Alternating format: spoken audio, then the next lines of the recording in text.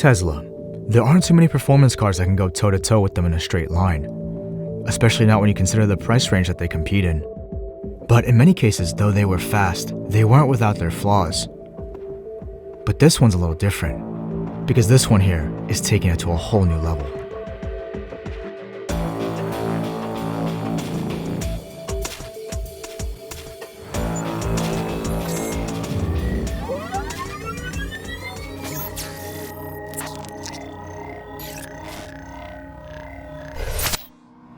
You know, Teslas are definitely a love-hate kind of thing for me. On one hand, it offers obscene performance for the price. Well, not even just price, obscene performance, period. But on the other, even though I've gotten over the soullessness of the powertrain, I just think it looks mundane, and you basically blend into a sea of EVs on the road because every Model S looks the same. I wish they did something to make this more special, more aggressive, more ridiculous. Either way, let's see what this thing's all about. This is the 2021 Tesla Model S Plaid. I'm not sure why the word plaid has such a high place in the pantheon, but I think I can get used to the silly naming schemes. After all, when you have the equivalent of over 1,000 horsepower, you can call your car whatever the hell you want. Speaking of which, it also has over 1,000 pounds of torque. But it doesn't stop there. The interior is refreshed, steering wheel is now a yoke, and it's fitting because you're basically driving a land-bound rocket ship. Like I said earlier, there's not much to distinguish it from the other trims, so if you're trying to be low-key, this is probably the way. Frankly, the Model S is in dire need of a makeover. It's been the same for almost 10 years, and it's definitely starting to show some age. But what about a cold start and revs? Of course not. Don't be silly, Dan. There's barely any noises coming out of this car. Even the Taycan has a little bit more of an electric whirl to it. The cool thing is that the performance sequence is now called cheetah mode, and the car squats when you engage it for a launch. It also takes less than 5 minutes to be ready to race rather than the 15 in the P100D. Anyway, let's get onto the runway to see what kind of real-world numbers we can get.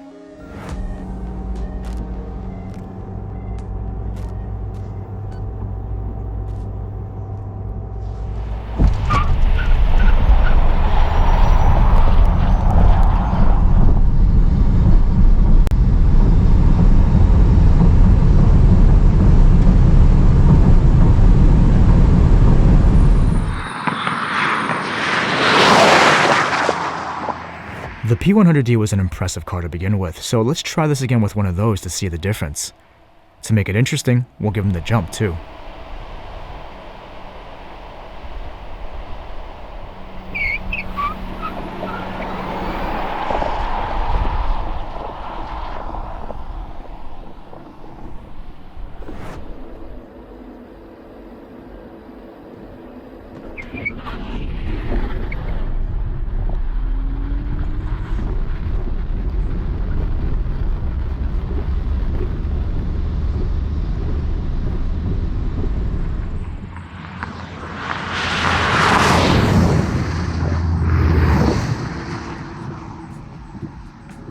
Let's quickly take a look at some of the performance data we got from the runs.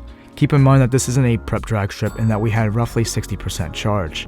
Even though they say battery life doesn't matter, we observed a minor drop in performance as we ran under 50%. But regardless, it's still the fastest car we've tested so far in almost every category. Starting with our in-house 40-100, which is for slow cars, it was comical.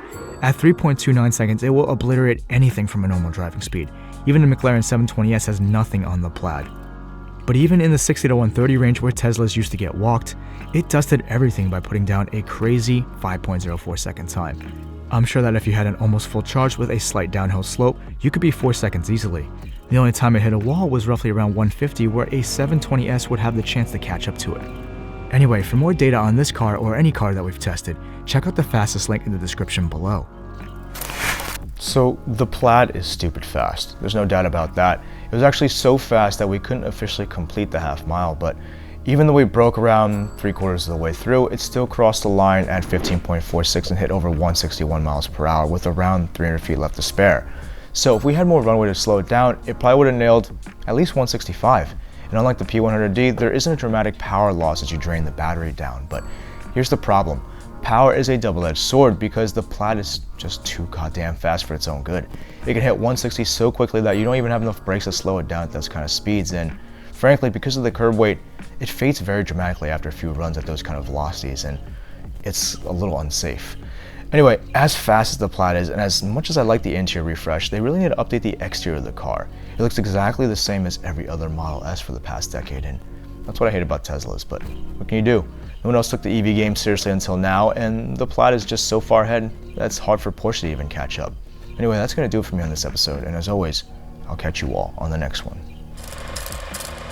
I hope you guys enjoyed this video. If so, it would really help out if you hit that like button and share the video with your friends. I want to hear what you guys think about the Plaid, so leave something for me in the comments below. I got very little seat time with the car since it was a last minute surprise, so I'd love to revisit it for a full review if someone in the area has one. Since we're a mom and pop kind of shop, we rely on all you guys to help keep it going. If you want to show some extra support, check out the merch, buy something through our affiliate links, or just play all the videos on loop overnight. And if this is your first time here, don't forget to watch some more stuff on the channel. I produce all sorts of cinematic car content, so if you like what you see, smash that subscribe button for new episodes whenever they come out. Thanks for watching.